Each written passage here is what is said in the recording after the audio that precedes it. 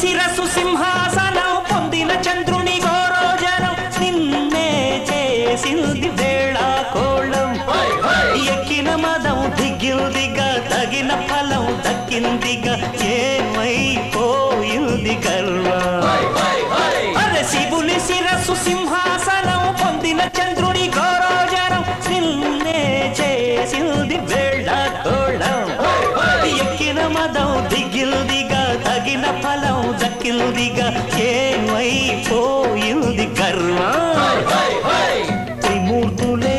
నిలుగని తలొంచరా నిరంతరం మహిమను కీర్తించరా